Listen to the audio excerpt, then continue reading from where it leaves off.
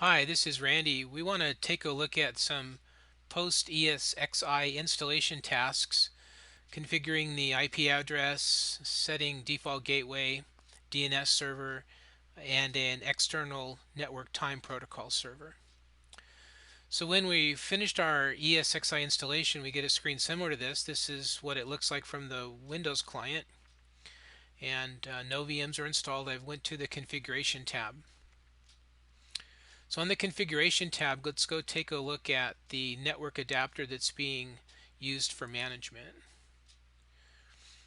We have here our VM switch, vSwitch 0.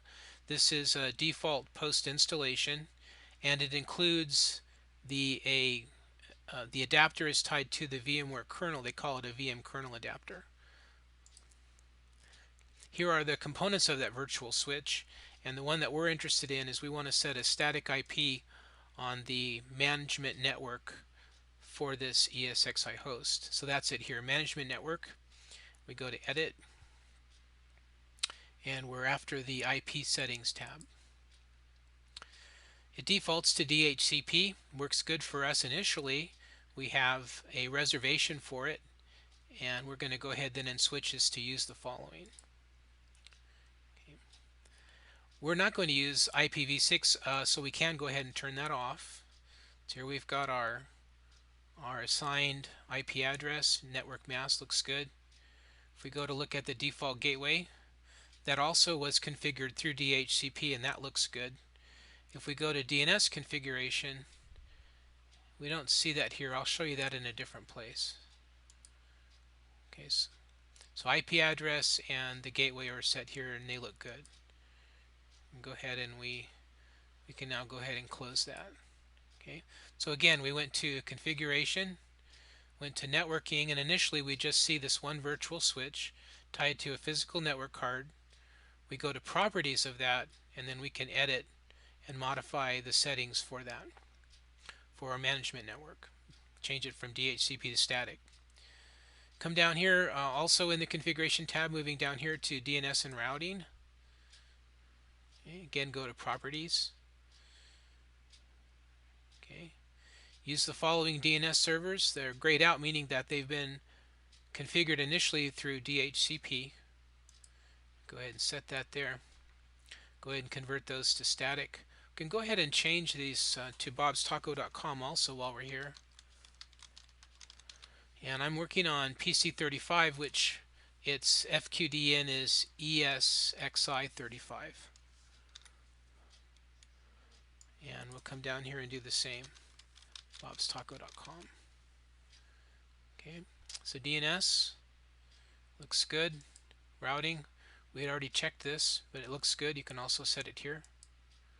Okay, last thing to do is to configure an external time source for the server.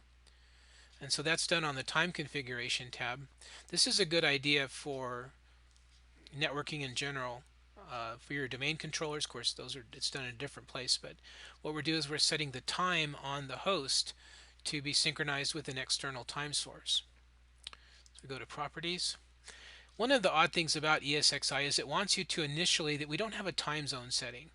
And so what you can do here is they want you to initially go ahead and configure what would be your local time.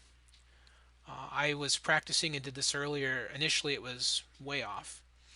But they want the way that it goes with ESXi is you ballpark it in close manually, and then now we can go and configure it to use the network time protocol server, NTP server.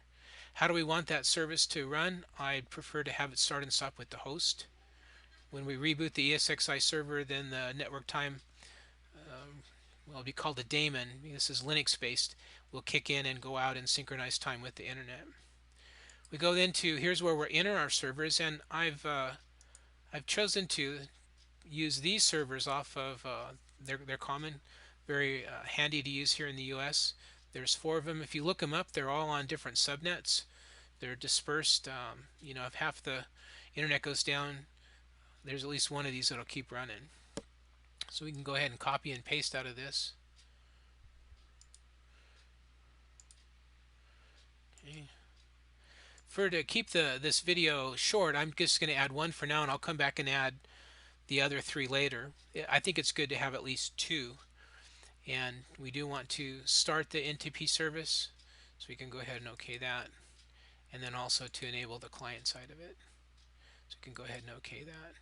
And you can see now that it's running, and initially it would have been red, and once we have both set it to our local time, set it to an external time source, and if we needed to, we might need it to refresh, then it will go out and it will synchronize with an internet time source. All right, that's it for this video, and I hope that you found it helpful.